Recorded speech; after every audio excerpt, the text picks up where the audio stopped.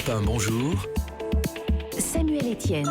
Le docteur Kierzak nous a rejoint. Bonjour Gérald. Bonjour Samuel. On vous retrouve à 11h30 bien sûr pour questions de santé où vous nous parlerez aujourd'hui des saignements de nez. Quelles sont les causes les plus courantes des saignements de nez? Alors c'est classique, c'est ce qu'on appelle l'épistaxis pour faire savant avec voilà, un nouveau mot ce matin.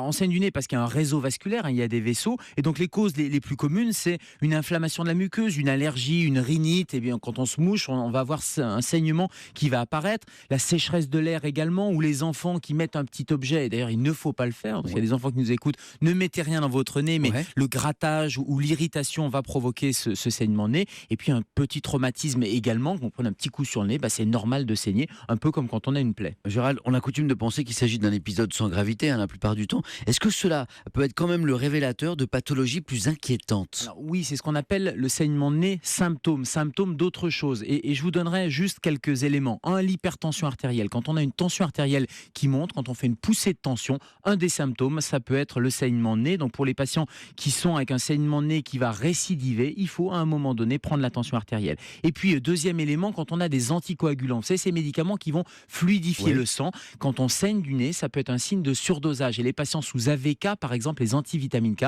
le savent, ça peut être le symptôme qui les pousse à aller au laboratoire pour aller vérifier l'équilibre de ce traitement-là. Allez, et puis dernier élément, un peu de gravité entre guillemets, quand on a un saignement de nez un peu chronique, récidivant, mais il ne faut pas le négliger. Et à un moment donné, il faut aller voir son ORL pour aller faire un examen, une fibroscopie pour aller voir ce qui se passe. Maintenant, que faire et ne pas faire quand on saigne du nez? Alors quand on saigne du nez, il faut arrêter ce saignement. Et vous savez, les remèdes de grand-mère, c'était parfois de dire tu mets la tête en arrière. Eh bien non, ça c'est un mauvais réflexe. On va mettre la tête en avant. Mais avant de mettre la tête en avant, on va se moucher pour éliminer le caillot et favoriser la coagulation. Donc on se mouche, on comprime les narines, on prend ses deux doigts, on pince ses narines et on va pincer vraiment. Et là j'ai la voix qui est pincée parce qu'on va avoir les deux narines qui sont bouchées. Pendant 10 minutes, on va comprimer de façon à ce que le saignement s'arrête. Et donc je le disais, la tête en avant pour bien vérifier que le saignement s'arrête. Et éviter d'avoir à déglutir et avoir à un moment donné parfois des difficultés parce que si on a la tête en arrière, parfois on a du mal à déglutir. Donc il faut mettre la tête en avant en comprimant et au bout de 10 minutes, ça devrait s'arrêter.